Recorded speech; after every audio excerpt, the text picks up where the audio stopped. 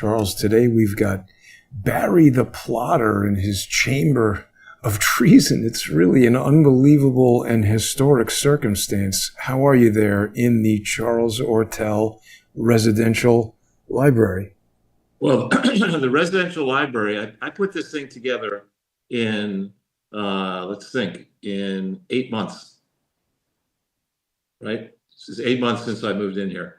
Barack Obama has had, he left in 17, he's had 8 years to put the Easter Head Island freak show library together, and it's still not done. And actually, I think that's, we have to ask, when we think about what we believe Obama was doing, we have to ask the question, why? And we have to ask, why would somebody do the absurd things that this man has done, including even running for president? Why would he do it? And think about who was the #1 birther on the planet? Donald Trump. Right. And he was ridiculed for that. Right? He was at the White House Correspondents' Dinner. Barack Obama thought that he did physically drop the mic, and he thought, that he just crushed Trump. He said, if you're so great, why don't you run for president? And I think that's when Donald Trump said, fuck you. I am going to run for president, and I'm going to win, and I'm going to get to the bottom of it. And I think since before the White House Correspondents' Dinner, specifically in June 2008, when Hillary Clinton smoked the crack peace pipe, with Barack Obama and Senator Dianne Feinstein's one of her many mansions of that progressive liberal. At that moment in time, the Clinton Foundation had no bylaws, had wrecked its articles of incorporation, had never filed a legitimate audit, had never filed a tax return with its true and accurate tax return. And they at that precise moment, they had for 2 years been taking close to $200 million from Unitaid, this WHO, this entity housed within the World Health Organization in Geneva, without disclosing that. They secured those funds illegally. They didn't have the authority to fight HIV and AIDS. The thing was a wreck. And it was precisely after that, just about days after that, that they began the process of trying to regularize the Clinton Foundation. They then had enough clout against Obama to have Cheryl Mills, of all people, the woman who really, I think, was very effective for Bill Clinton in the impeachment trial in the Senate. I mean, you cannot pick a more politically partisan pro-Clinton person than Cheryl Mills. They say, all right, Barack, your lawyer to represent you in thinking about is the Clinton Foundation a fraud is going to be Cheryl Mills. Right there. I mean, that's not an independent lawyer. That's somebody's supposed to get to the truth. And by the way, we'll have John Podesta, who is Bill Clinton's chief of staff, the equivalent to Susie Wiles. We'll have him head up in 2011 when Obama's worried about re-election and what the impact of his many failed policies. We'll have John Podesta go and study the Clinton Foundation on its, quote, 10-year anniversary in its 14th year. The Clintons had enormous dirt on Barack Obama. They know exactly what the truth is about this guy, his background. And they've been leveraging that truth. Forget about Epstein blackmailing people. The Clintons have been blackmailing the Obamas for the longest time. And that explains why Barack Obama would do all the stupid ass things that he did between the election and the inauguration. I mean, think about it. Think about agreeing to sign that letter, a non-enforceable memorandum of understanding that does nothing, that is lies. The biggest omission in it is that it doesn't even talk about the Clinton Global Initiative that was held days before it was in theory signed, if it was signed in December, in Hong Kong. You have Bill Clinton, a former president, palling around with 400 invitation-only high-roller guests in China as it's announced, days after it's announced that Bill's wife is going to be Secretary of State, a person who then controls all admissions into the United States of foreign dignitaries. And nobody raises a hue and cry about that grift fest in Hong Kong, which is not a charity. It's not a charity anywhere. And think of the many hundreds of millions of billions of favors that Clinton supporters got out of that meeting. So Barack Obama Charles, I got a question. So is this it? Is this the MOU? This is weird. December 18th, 2008, because why is the honorable whoever it is crossed out and dear senator is crossed out? And this says, yesterday our offices received from the Obama-Biden presidential transition team the memorandum of understanding entered into by the William J. Clinton Foundation and the office of the president-elect. But it's signed by Dick Lugar, who went with Obama to those are the two, at the time, that's the chairman and the ranking member of the Senate Foreign Relations Committee, which I think is the committee that approves the Secretary of State appointment. So that MOU, there's the version that Tom Fitton got back from the State Department that shows a different date, an earlier date as a signing date. And then in the Podesta WikiLeaks, there are, I think, two other versions, draft versions. And then there's this version. I think there are 4 different versions of this. But why does it redact who it's written to? That's weird. Yeah, it is. It is weird. But I mean, it's obvious who it's written. It's been written to every senator on the Foreign Relations Committee. So it's one of them, right? I think. But you're saying different senators got different versions of it. No. I'm saying that the senators have probably got that version, but when Tom Fitton filed a FOIA request for it, he got a different version, which suggests that it was signed in November. And that's significant because Hillary Clinton only accepted, in theory, the post of Secretary of State after November, I think it was 18th or thereabouts, according to her book and Barack Obama's book. So, but anyway, on this whole issue of Barack Obama, I mean, we've been on this tear, you and I, for a while. I actually was on this tear in the Washington Times in 2014. I was savaging him, and in Breitbart.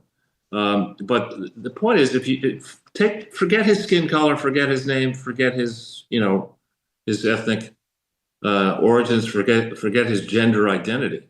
If you just said this guy was, Jaime Manouche, or some name, Joe Black, Joe White, and you looked at what he did, he completely fucked up the American healthcare system. It was bad to begin with, but now it's a horror.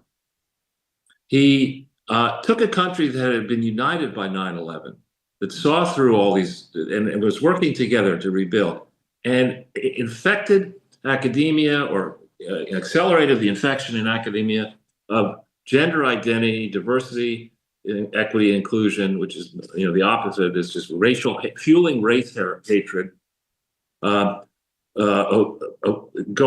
Rejecting the idea of pursuing excellence, going to a nation and say, look, different among you are going to have different strengths. Find something where you can be productive and aspire to be excellent at it. And don't worry about anything else. Good things will follow. If you're excellent at something, people will realize it and you'll get rewarded. Instead of doing that, he became a nuisance, an irritating nuisance. I mean, think about lecturing black people. First of all, he's half black. But think about lecturing the brothers that if you don't go and to vote for a drunk slob fool, Kamala Harris is a drunken slob, right? If she weren't useful to the deep state, she'd be in Washington Square Park next to Methuselah on a cardboard box. She's so fucking stupid. And she was just, she was useful to Montel Williams. She was useful to whoever put, the mayor, Willie Brown, and even Willie Brown. Useful. Yeah, right. That's it. She was useful. She was an arm piece. She's a moron. Her high point in politics was when she made Joe Biden look like an idiot in the debate. That was her best moment that I know of in politics. And she was probably right in that moment. But she's, nearly 60 years old, if not over 60 years old? I think she's a little over 60. But Charles, let me reel you in for a second, because I know people want to hear what you think about all these revelations from Tulsi Gabbard. And the crazy thing, Charles, I think this really relates not only to you, but also the whole circumstance by which you and I were first introduced. And I mean, obviously, we're only at the very beginning of this, but I don't know if you've had an opportunity to kind of go through the timeline that she lays out here. Yeah, But it's interesting. absolutely. Well, no, see, I think the deep state, and it's really, I think, the next shoes to drop should involve the UK, because the UK, I think, was very heavily involved in this, the UK deep state. It has been useful to the spy agencies to be able to dictate not only who becomes president or leader of a different country, but who gets listened to in media, and who goes into the cabinet, and who appears to be doing good work in the cabinet. We know under Obama, he was credibly accused of hacking in. His government was accused of hacking into Angela Merkel's personal cell phone, spying on Senate and House people, spying on Supreme Court justices. And yet they flip this on its head and they say, if Donald Trump is elected president, he's going to be a dictator. We put the dick in dictator. We had Obama. We had Biden. They were dictators. The outrage. I mean, think about what Obama did to Cheryl Atkinson, right? And we still don't know the truth about that. Think about what they did to Jerry Corsi. Think about what they did to Donald Trump himself. But the thing I'm getting at, Charles, is that they were trying to do it to you. And I think there are some new revelations specific to that in what Tulsi Gabbard has put out that you might find maybe even a little surprising. I mean, talking about the days and the dates. So she's saying that on December 9th, they had this special meeting where Obama specifically told them, hey, forget about all those facts. We have to put together a pretty convincing line of bullshit to convince everybody that Russia did hack.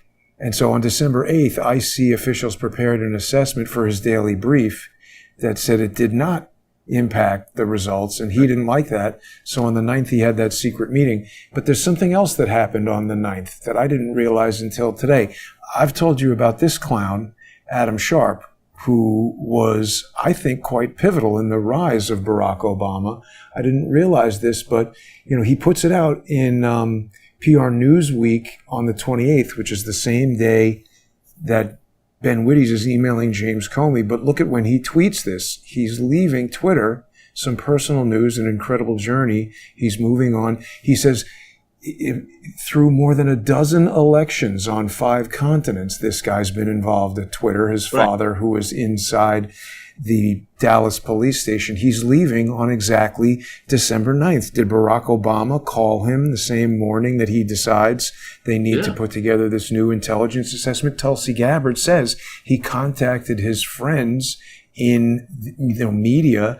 Who else are Barack Obama's friends in media, if not the incredibly repulsive and dangerous professional scumbag, second-generation CIA puke, Adam Sharp, right there next to Barack Obama. He's the guy who put Obama onto Twitter, helped him raise money through social media at a time that was a breakthrough. This guy is pivotal in the rise to power of Barack Obama. Right. And, I think I personally don't like, even if I'm the insider, playing an inside game. If I want to play a game, remember, it's a sport, I want there to be rules that have to be followed. And I want to win because I win. I actually don't want to enjoy winning because people are having a bad day and not playing well. I prefer to beat somebody at their best. And that's not Barack Obama. I mean, his whole life has been, if I were back in charge of recruiting, which I was at Dillon Reed at the at college and business school level, and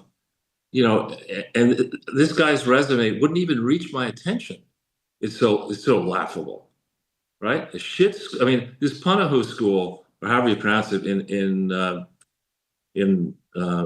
think, was it in Maui or was it on the mainland, wherever it is in Hawaii?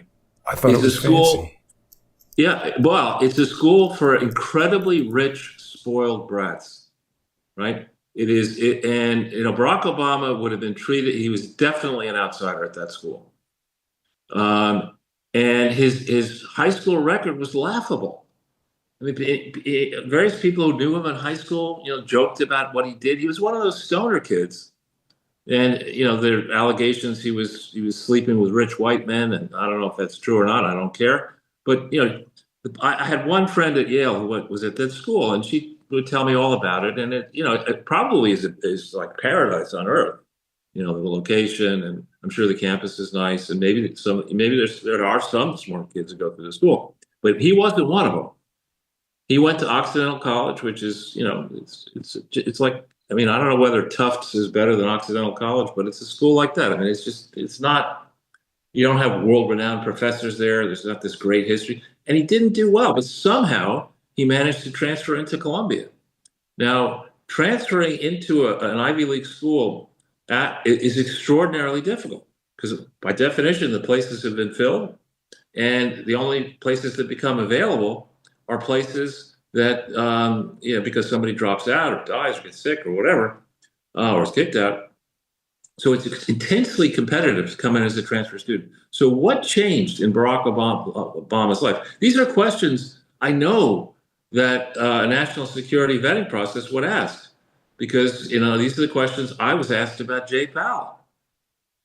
As part of that, I don't know, national security, whatever the vetting process is for a top level position in Treasury. So the spooks have been all over this guy's background forever. And they would know who pulled the strings to get this guy into Columbia if he even really went there. Wayne Allen Root, who was there in his class, said nobody ever heard of him. And he asked around, and not in the yearbooks, not in the newspapers, didn't live on campus. That's extremely unusual. Who paid the rent for this guy to live in Manhattan at that time frame? And then what the hell was he actually doing after he got out of college? Nobody seems to care about that, but they're very interested in the minutia of Donald Trump here, George W. Bush there, and Republican. What did this guy? The single most important thing in my professional life was the training I got at Dillon Reed as a young man, age 24. That training shaped the arc of my history, as Obama would talk about. And nobody wants to know what this fucker was doing, who paid his paycheck, what was this company that employed him. And then he morphed into, how did he get into Harvard Law School? It's freaking difficult to get into Harvard Law School. He clearly is not a lawyer, somebody like you. I mean, you never went to law school, and you identify as a lawyer, or you present as a lawyer in courtrooms, right? It's fucking Perry Mason. This guy doesn't seem to understand the Constitution. And he's a constitutional law. They tried to pass him off as a constitutional law professor. Give me a fucking break. He's a constitutional violator.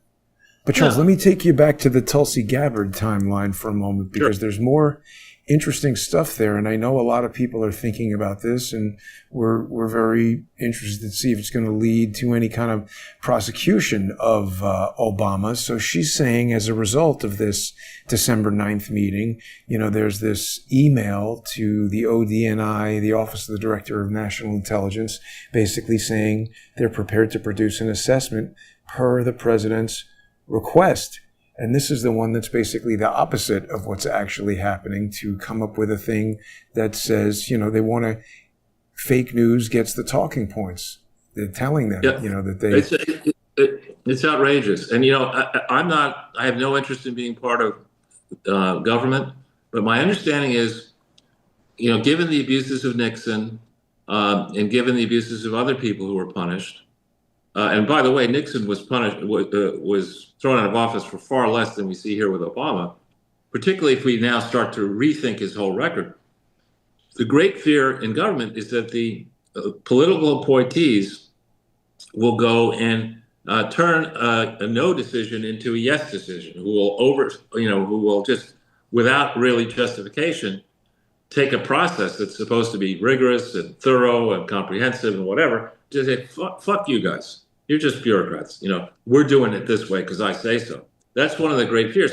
And that, if this precedent is allowed to stand with people being unpunished, get out of America as fast as you can.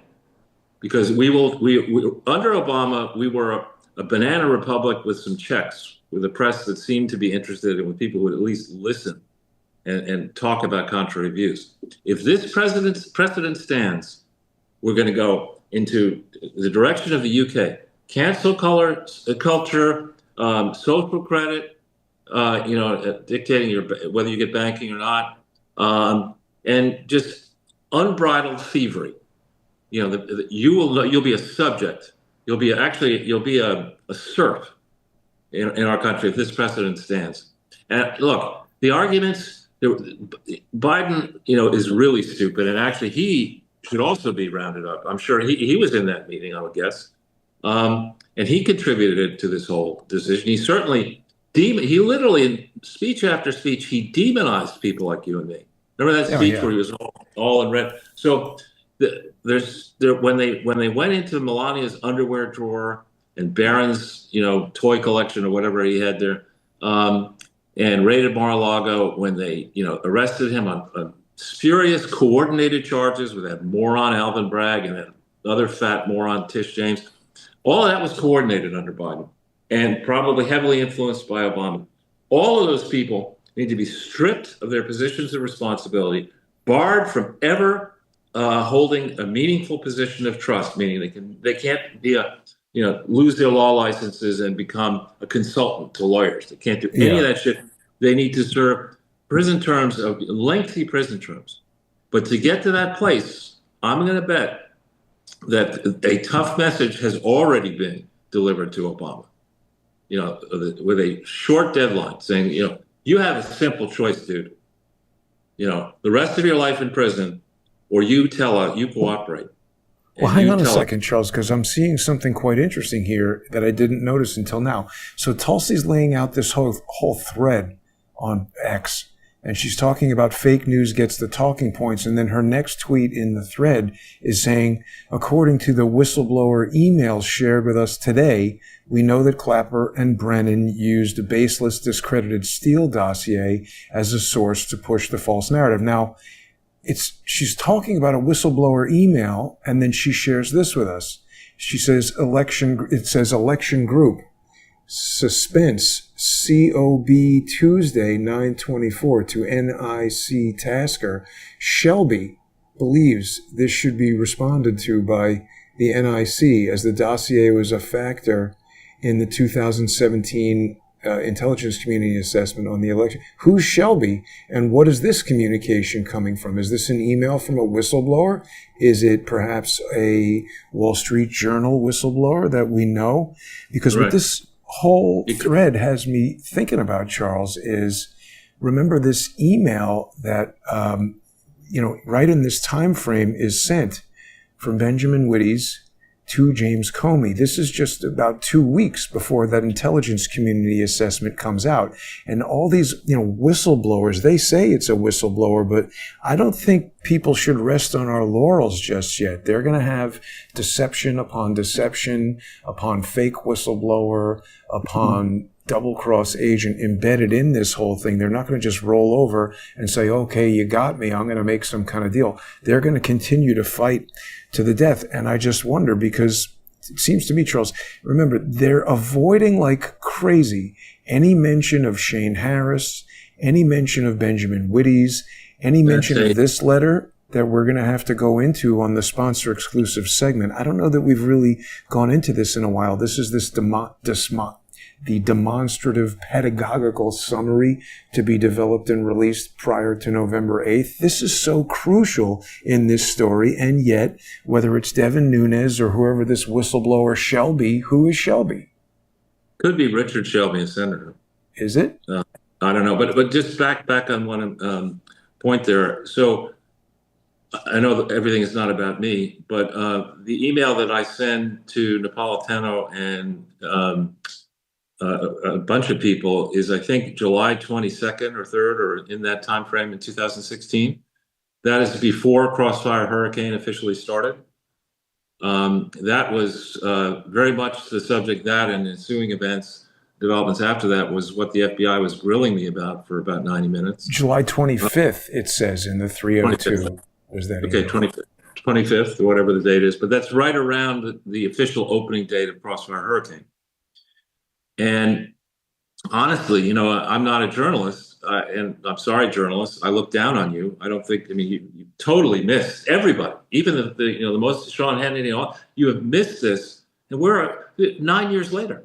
For 9 years, we've been listening to bullshit from CBS, ABC, NBC, Wall Street Journal, New York Times, you name Fox News, everybody. We've had 9 years. And only now we're getting excited about this? I mean, it's good that we are. I'm not, it took Harry Markopolos a long time to get listened to about Madoff. Better late than never. Right.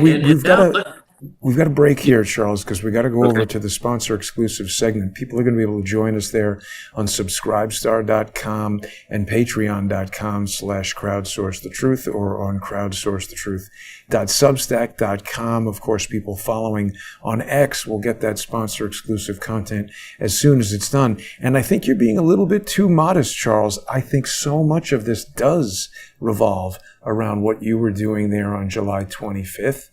The email that the FBI was asking you about with Roger Stone and Jerome Corsi. We're going to look at those documents again through the lens of what Tulsi Gabbard has just released. And I think it's important that people refocus on this because it's still being deflected away from, and it's extremely important. So we'll be right back. Stay with us, everybody.